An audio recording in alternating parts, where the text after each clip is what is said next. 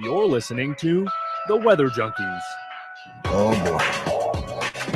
Large wedge tornado coming up into Tuscaloosa. A winter storm warning is in effect for our area. So we can expect at least another 2 to 4 inches overnight. Then that snow. The National Weather Service in Huntsville has issued a tornado warning for northwestern Massachusetts.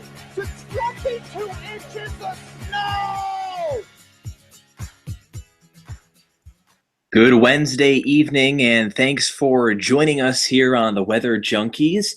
We are deeper into the month of January. Of course, my name is Tyler Jankowski, joining the show as always from Connecticut, and I'm joined alongside this evening by Dakota Smith.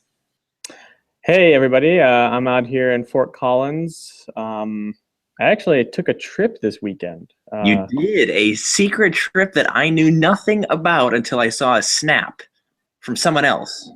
Yeah, it was very, very last minute, but you know, I saw the confidence of the forecast for the blizzard, and my house was pegged in the 24 inches plus, and my dad really wanted me to go, and I just couldn't turn it down. Ended up with 27.5 inches, drifts up to 4 feet, and it was just awesome. Yeah, I can say it doesn't surprise me that you flew across the country just for a blizzard, but I will say if I was in your spot and my hometown was pegged to get 30 or perhaps 40 inches of snow, I would consider the same thing. But I think your trip there the other week proves that we named our show the right way. Yeah, you know, it's definitely an addiction to weather. So that's what drove me out there. How's the weather out there? Oh my gosh. So we were on the northern edge of the storm, and you know, it was a tough forecast all week. I think as a team we did a great job, but you know, it was far from perfect. And I think most of the time, you know that it's not going to be perfect. In fact, all the time, you know, it's not going to be perfect. It's just a matter of how far away you are from a good forecast. And for many areas in Connecticut, I think we had a good forecast, but some portions of the shoreline came in with 16 inches of snow. And really, for most of the time, the highest forecast was 6 or more inches of snow. So, you know, it was a ways off in a number of areas, but I think the uncertainty was communicated very well.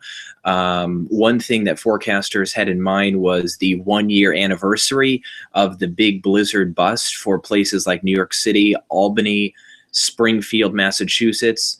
That was top of mind for many forecasters that experienced the burn a year prior. And so we really hit the uncertainty hard and made it clear that any small shift, almost an unforecastable shift, could result in 10 more inches of snow. And we definitely saw that on Long Island, New York City included, and again on the Connecticut shoreline. So it was a sizable snowstorm, the first one of the year, no doubt. And now we have 50 in the forecast for Sunday and Monday. So it's just a crazy winter so far. I'm not excited about any kind of winter weather here in the next week. Looks like we maybe transition into more of a winter-like pattern when the first week of February comes to a close and the second week begins around the February 5th through 10th time range. But I mean, we have almost consistent 40s and 50s here over the next week. So yeah, reminiscent of how this winter has gone so far and the strong El Nino probably. Yeah, at least you know, some of the people in the southern, northeast, and mid-Atlantic could get a little taste of winter. But it does look like it's going to cool down again. It does, yeah. Not this week, but yeah. So you want to go to our tweets of the week? We actually have a theme this week. It's going to be all AMS 2016. Just kind of a recap of 2016, a few tweets that we liked from the American Meteorological Society annual meeting. I was down there.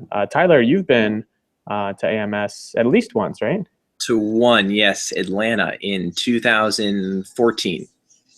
Yeah, so you know what it's all about, and I wanted to share a little bit of my experience down there. But let's go to our tweets first. Tyler, you picked out this first one, I believe. Yes, I did. I am a huge radar scope fan.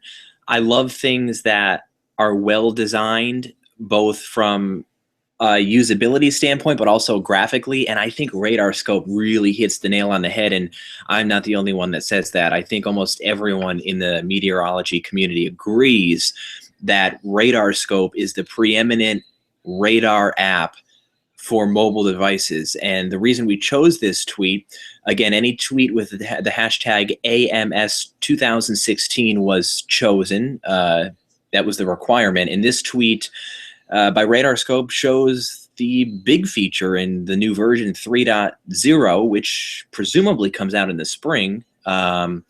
And it'll be out on mobile first, but they're going to have a dual pane. So finally, you'll be able to view reflectivity and velocity data side by side, perhaps other products side by side. I wasn't there at the talk, but definitely an exciting push forward for Radarscope. And I also think it looks like we're going to be able to export that dual frame. So no more pick stitching or piecing things together. You can do it all on the fly, and it'll really help get our message across. Really helpful in situations when you're tracking tornadoes. Oh man, that's gonna be really nice. Their product is just so good. You know, it's pretty much a must buy for all weather people, and even non-weather people. Now it seems like some people have the app.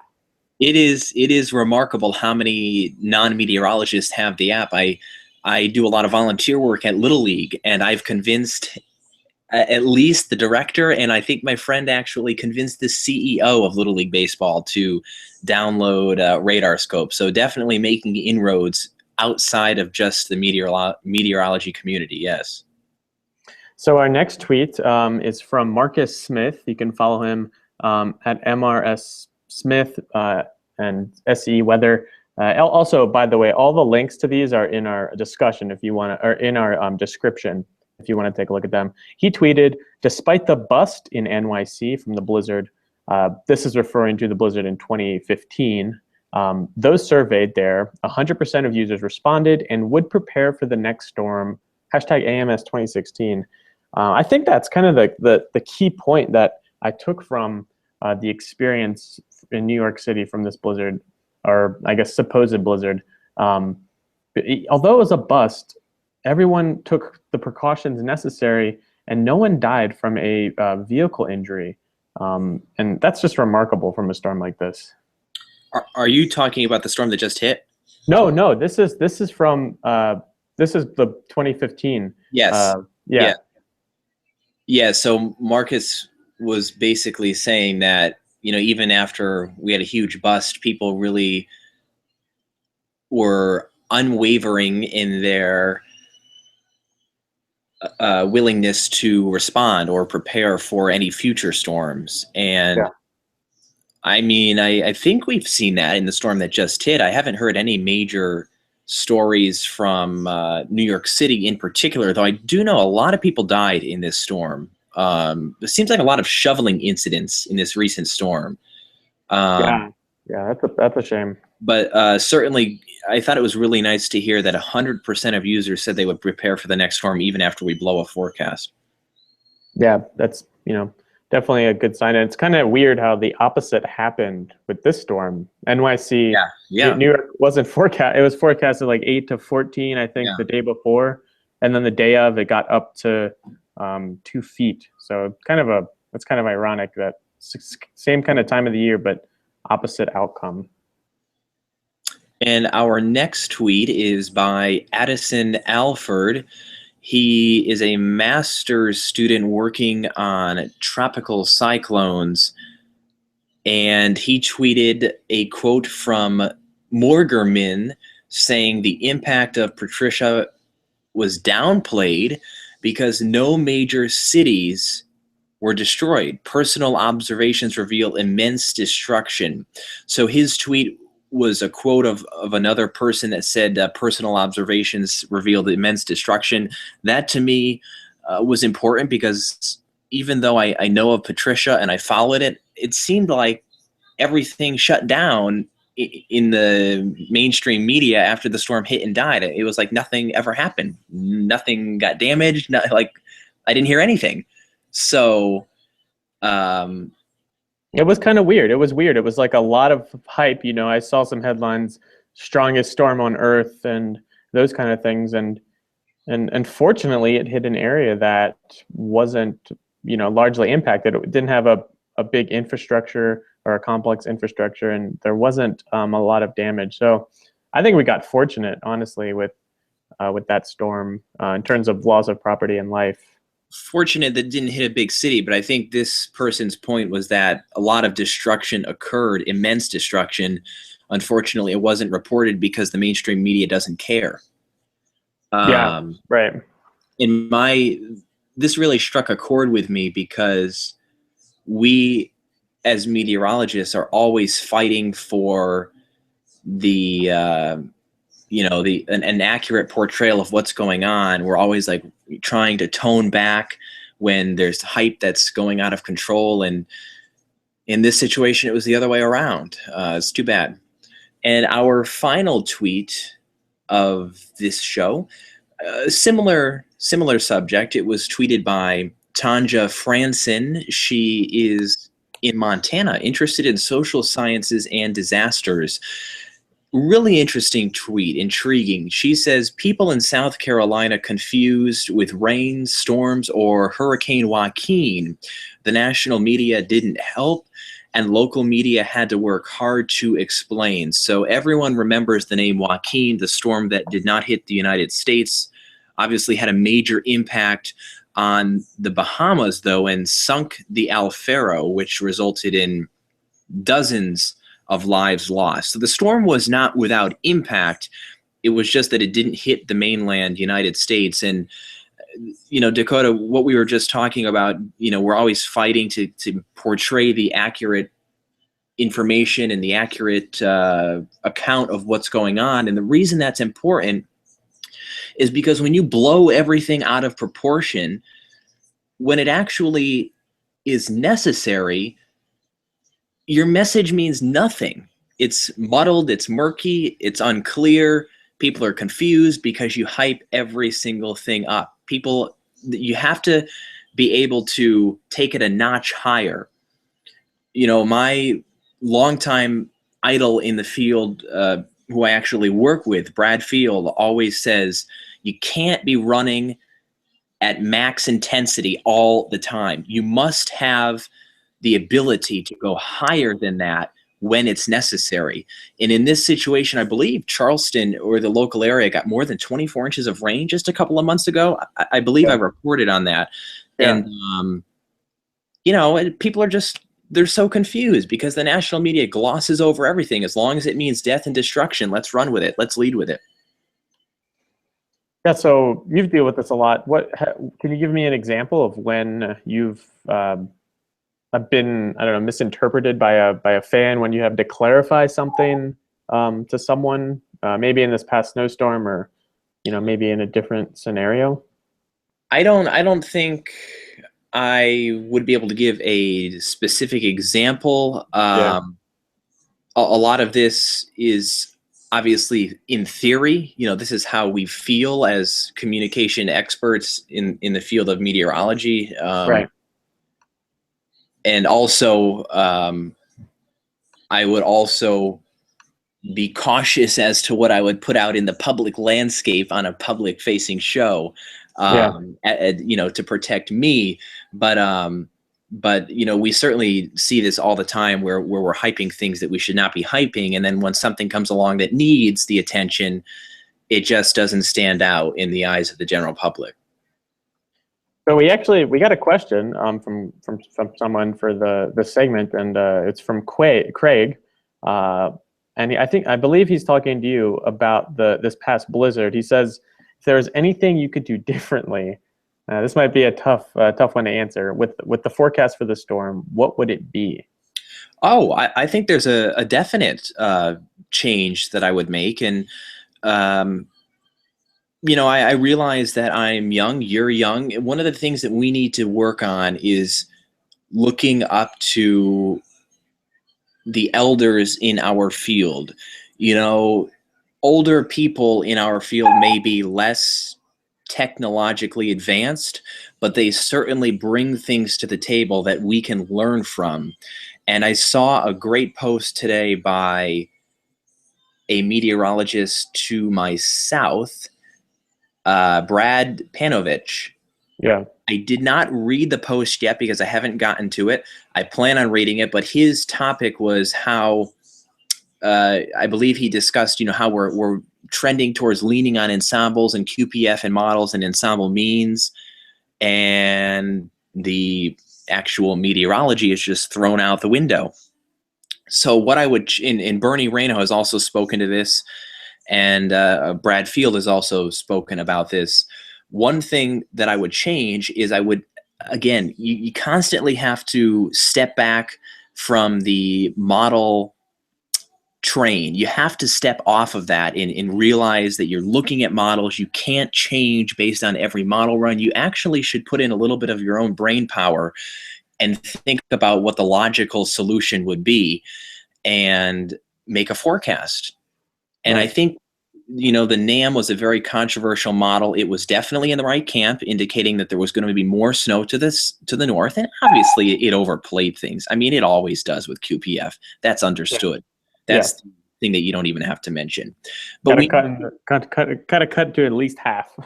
Yeah, but we need to use our brain a little bit more, use what we've learned in meteorology, and say, for example, it's not likely that the 500 millibar low is just going to go straight west to east out over the Carolinas. I mean, it's going to have some northeasterly component, and indeed it did. Right. It's kind of heaviest snow came north. So that's what I would say. Great question.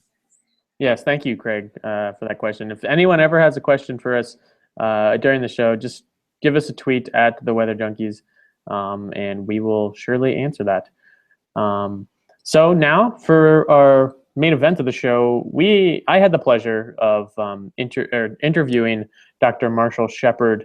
He's the host of the Weather Geeks on the Weather Channel. He's a past president of the American Meteorological Society. He's also the program director at the University of Georgia in their atmospheric science program. So he is a guy who's well versed in meteorology. He's dealt with communications. He's dealt with the atmospheric science part of it, and with AMS, he's dealt with all the different sectors of meteorology. So it was a very interesting talk with him. Before we get to that, I just want to share my experience. A few of the JP and Craig have already said how amazing AMS was, and I just wanted to further that notion that it was an incredible time, just from all the talks. I think about the talks is they're online, but it's one thing to be there. I think you get to talk to them after, which is really cool. A lot of the professional development settings, you can talk to people from any sector if you interested in that kind of job, or a job in the private sector, a job in communications. And then, as always, I have to mention, as a Penn Stater, it's a little hard to say, but the Oklahoma party was incredible. It was incredible. We tell the truth on the show, and that would be the truth. So Dakota is going to fire up the interview from New Orleans on location. We recorded it, so this is a good mixture of live and pre-recorded. But again, you can certainly ask your questions, and we will get to them. We're excited to have Marshall Shepard on the Weather Junkies this week, and we have a few questions for him. Some of them relate to the importance of gathering and convening for a national, actually a global conference at least once per year. Of course, there are a lot of conferences that go on, but the most notable one, the largest one, is the annual American Meteorological Society Conference. So let's get into the interview now. Welcome to the Weather Junkies, Dr. Shepard. And we're here at AMS in New Orleans for the 96th Annual American Meteorological Society Annual Meeting. And this is where thousands of meteorologists, atmospheric scientists from academia, the private sector, and broadcast come together to collaborate, to exchange ideas. So welcome to the show. Glad to have you Happy on. to be here. Yeah, I would mention the government as well, or it's a big part of the players here as well. Public sector is a Yeah. huge part of this meeting. Yep. So you were the president of AMS in 2013. 2013, yes, and I just rotated off the academic or the AMS's executive council at this meeting. So my official AMS duties have just ended as of New Orleans. Oh, but wow. I'll still be very much in the mix and loop. So. Wow, very cool. And right now you're director for programs in atmospheric sciences at University of Yeah, I'm Joe Dez. I Georgia? don't know what website you're pulling. I'm just the director of the atmospheric sciences program. Oh, okay. So Gotcha. simple as that. I mean, I'm the Georgia Athletic Association professor of geography and atmospheric sciences. So that's an endowed chair position I have. But we have an atmospheric sciences program at the University of Georgia. Okay. Right now, the way it works is you get a degree in something else like geography and marine science, and you get an atmospheric sciences certificate. But it's not like other certificates that are out there, which are like these little 10, 15-hour. It's actually a 31-hour major in everything but the name. And in fact, we just moved it up to a major. It's at the Board of Regents in the state of Georgia now for approval as a major because it meets AMS and National Weather Service criteria. As you know, to be a meteorologist, you got to have certain courses on your transcript. Yeah. And you got to have the dynamics. We have all of that. So. Gotcha. And your research seems to be very broad. Sure. There are a lot of things it sounds like you're interested in Sure. working on. Yeah. And that's indicative of what you've been presenting here. Yeah. You had a bouncy house. Yeah, that's a cute little project we did. Not really the main thing I work on, but it was just something inspired by seeing my kid bouncing around in an inflatable bounce house in 95-degree heat. So I was like, I think it gets too hot in there, and these kids might be getting heat stress. And so we found that it can get up to 10 degrees hotter in these bounce houses on these hot summer days. And so, we've had a couple of cases where people have reported, it was one case of people have reported a heat stroke or from bouncing in the house. But we think that there are a lot of unreported as well because people don't make the association with their kids playing in a bounce house and their overexertion. Wow, I've seen the videos of some of them flying away, but I never thought about the heat part of that. We haven't, but if you get inside of one on a summer day, you'll think about it real quickly because it's a dramatically elevated temperature in there. Yeah. Plus, it's more humid because they're sweating, metabolic heat generation, and so 8 to 10 degrees warmer on a 95-degree day. That means it's 105 degrees in there, and you got 7, 8-year-old kids bouncing around for hours in some cases. Yeah, that sounds dangerous. Yeah. Certainly.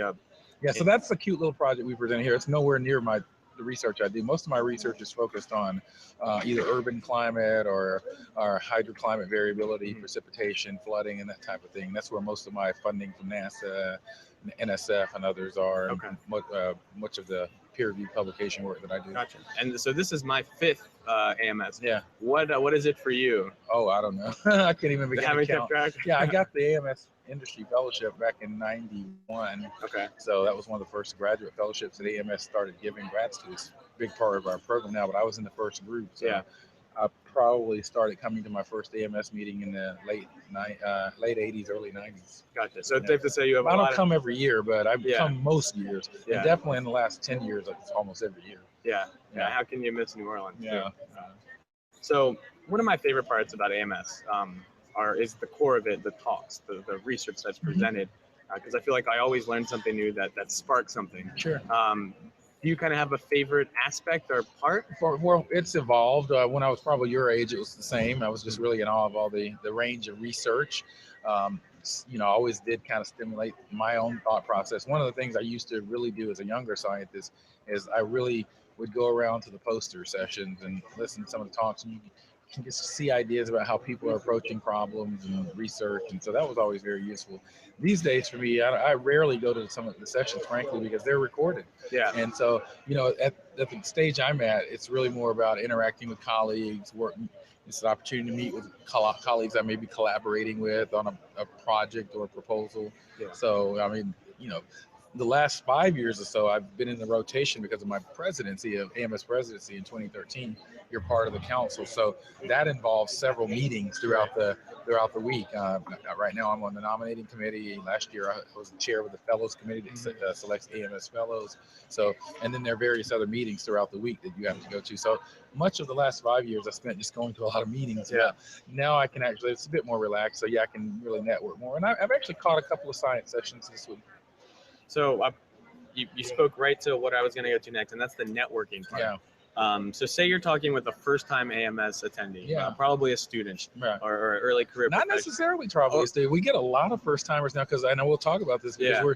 the AMS is broadening. I mean, it's not just sort of academics. We're seeing a whole new group Right. of people here now. Right. So what would you have any advice for them? Yeah.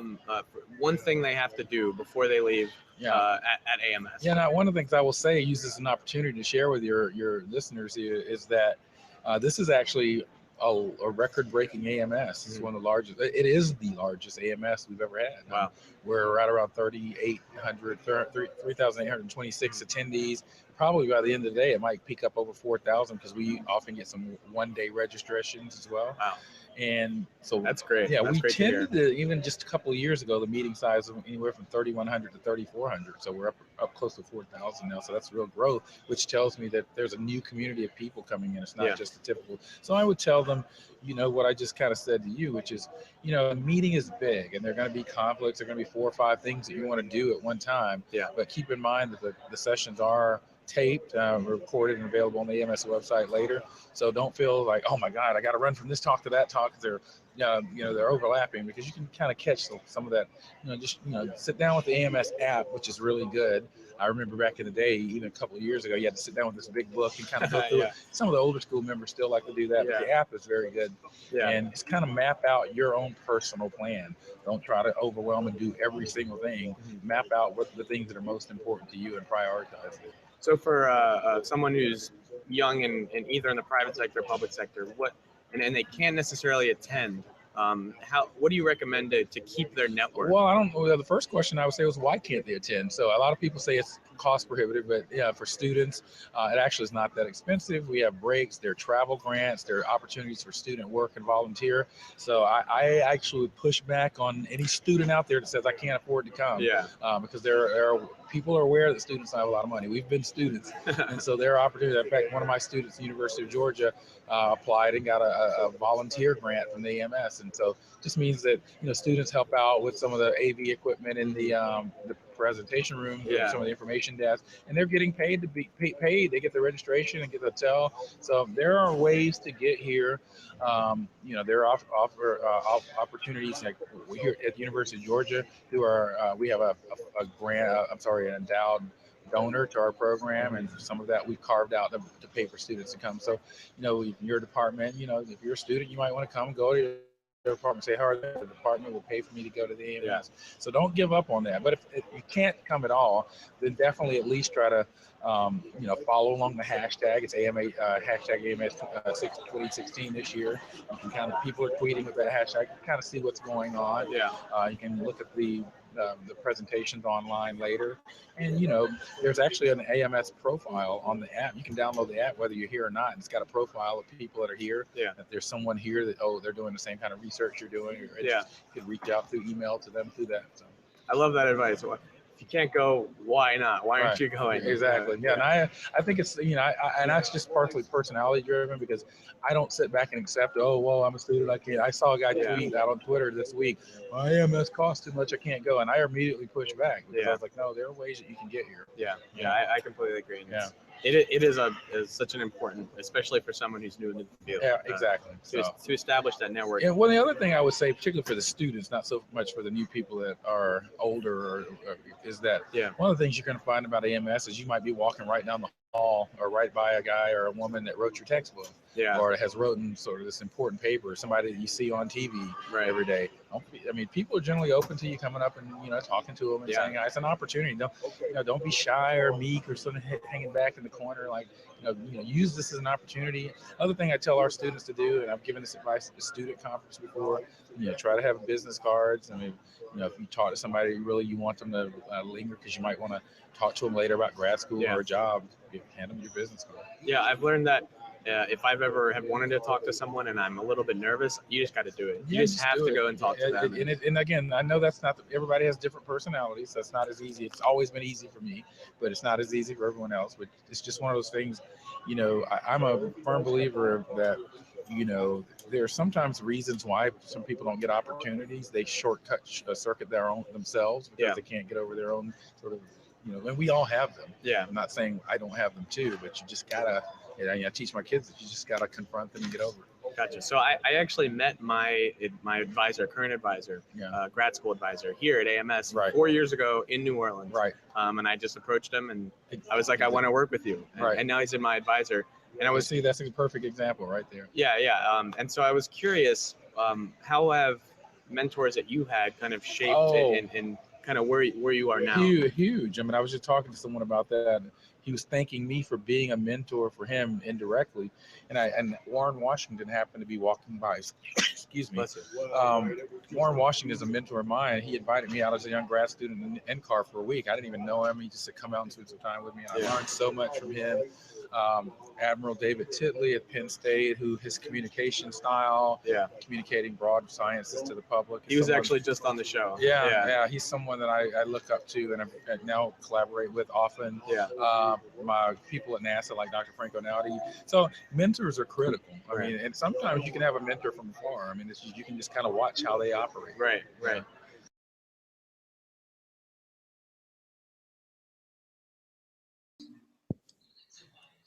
And that is the first part of our interview with Marshall Shepard at the American Meteorological Society National Conference that was held recently.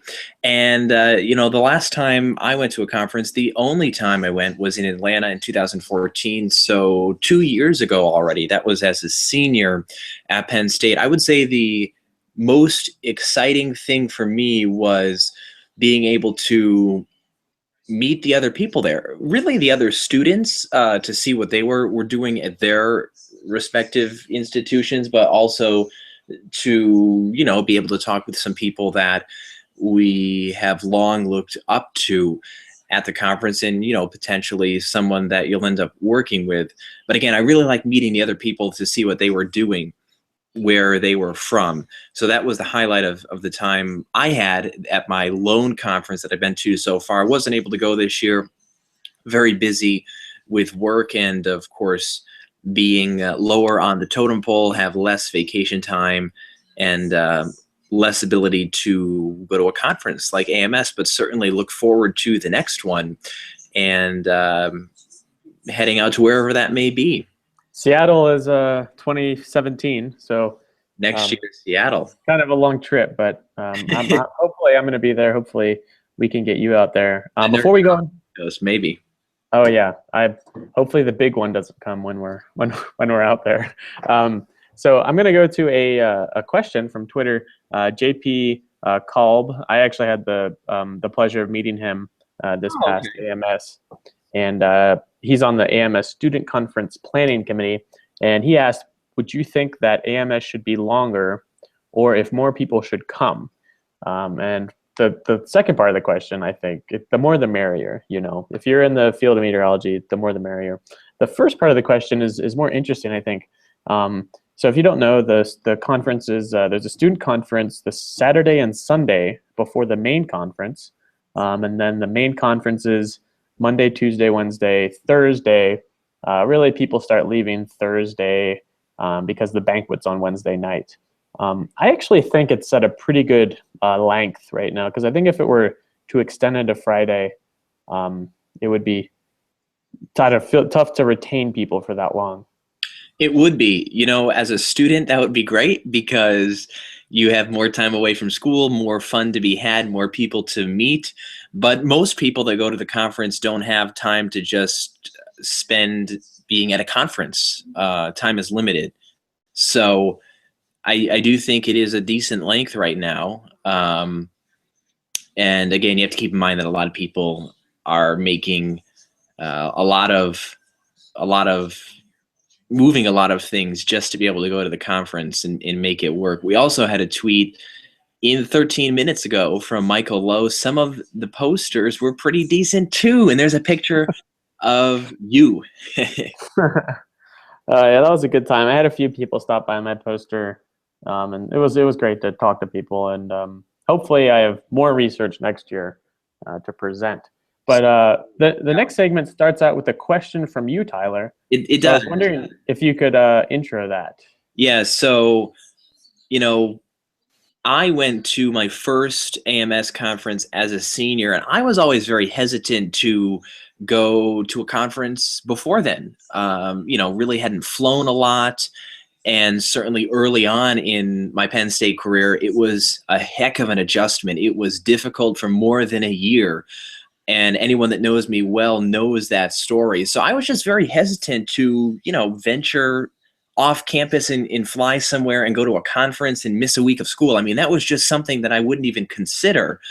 My question that I proposed that Dakota asked, should ask Marshall Shepard before we plan this show was, what is the advantage of going before senior year? Why should you go perhaps twice in your college years? And so that's where we'll pick up our interview with the past president of the American Meteorological Society, Marshall Shepard.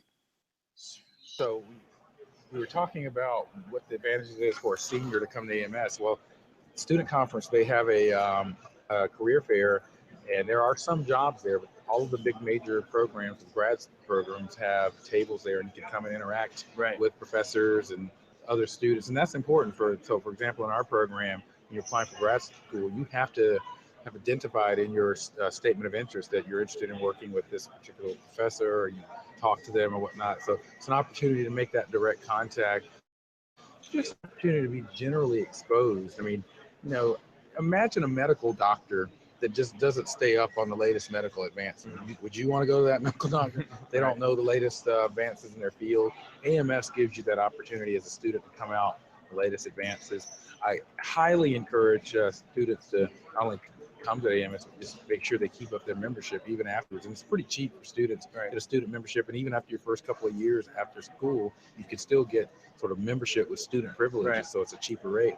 And that's just showing that you're staying current in your field, not someone isolated out there from the major professional society of weather. I can speak to that because it's been pretty easy financially to stay a part of it. Absolutely.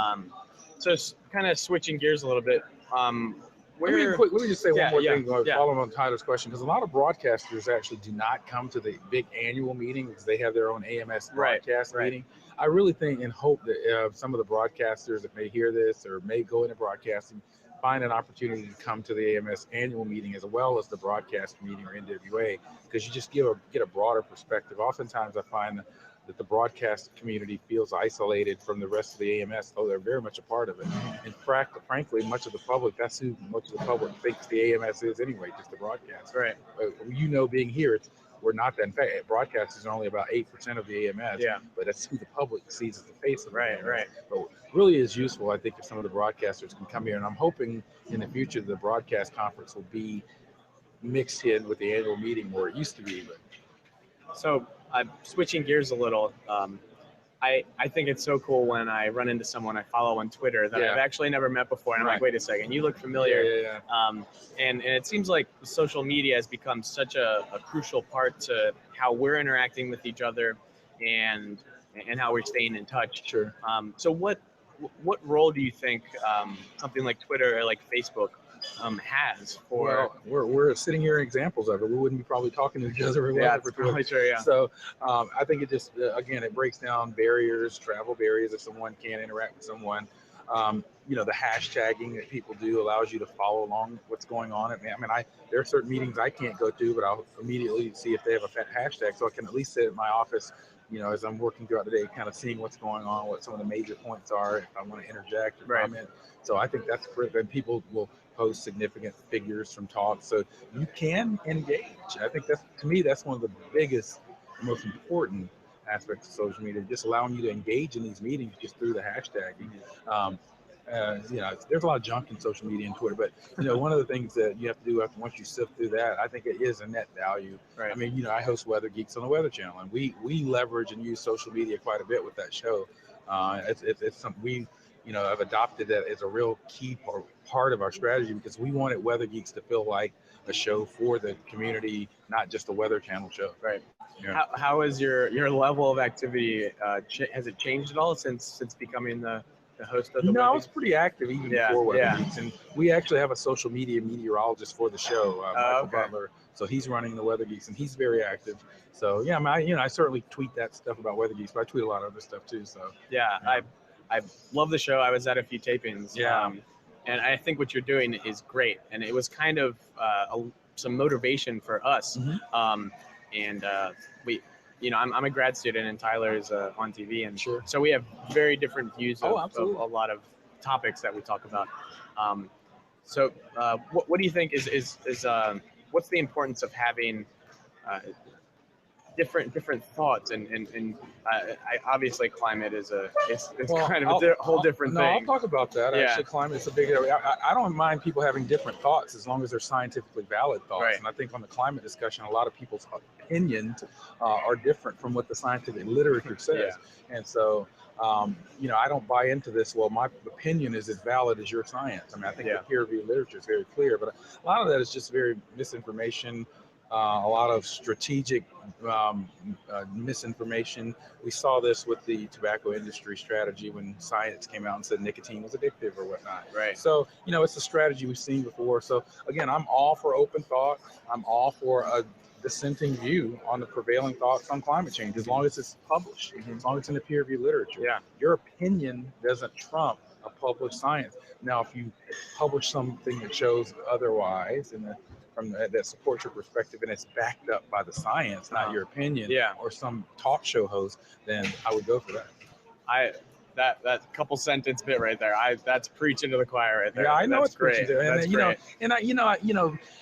There's something, I don't know if anybody ever watched the Flintstones cartoon out there. There's something, I think there was like the Grand Poobah or something. There's a Grand Poobah effect in meteorology. I mean, there are these sort of iconic figures that like kids and students and even some professionals just love and follow. Right. Heck, some people may even see me that way, but I don't want to be that way. I want people to think for themselves. Right. So I see a lot of cases where all these Grand Poobah effect, the disciples of some of these people, they just like blindly say what they say. Think for yourselves, do the research. And again, if it's not published in the peer-reviewed literature, it's just your opinion. And even the peer-reviewed literature is not the gospel, but it at least has provided a way for us to sort of evaluate and test the theory, do research. And someone, if they don't believe it, they can go try to replicate the experiment. That's the value of the peer review. It's like the FDA approval process. Now, anybody can get on the internet and say, hey, I've got a new drug that'll cure your headache, but I'm not going to take that without FDA approval. And that's essentially what you see when you see all these opinions and theories and blogs out there that have not been vetted through a scientific process. I suggest the listeners to go back and listen to the 3 minutes right there, because think for yourself and don't believe misleading. Hey, it's okay to like somebody that you respect and listen to. They might be really experts in weather, but that doesn't mean they're experts on climate. Right. Because one of the things I have found is that weather and climate training is very different. I have degrees in meteorology from Florida State University, one of the top programs. That program, and this is indicative of many meteorology programs, is you have one climate course. Yeah. It's a very survey course. It's not enough. And we have courses at Georgia, for example, in paleoclimate, climate modeling, physical climatology, applied climatology, time series, statistical analysis. And I find that just some people, even though they're very good weather forecasters or predictors, they don't really know climate. And that's okay. I mean, I don't know some things as well. Yeah. But my point is, that's not a shot at anybody. It's just the fact that understand that just because someone's an expert in weather doesn't mean they're expert in climate. Because someone's an expert in climate doesn't mean they're expert in weather. And that's okay. I mean, it's okay to like someone 95% of the time and disagree with them 5% of the time. Just don't fall lock and step with anybody, including me. Right. One final question, and I ask this to everyone who comes on the show. What has been the most important skill in your career? It has evolved.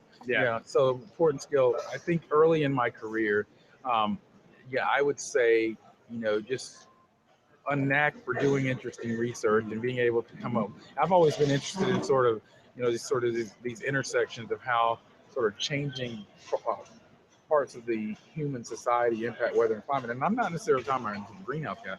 My research centers around how urban environments affect weather and climate, how large hydrologic dam systems have affected weather and climate, how irrigation affects weather. So that kind of anthropogenic impact on the climate system.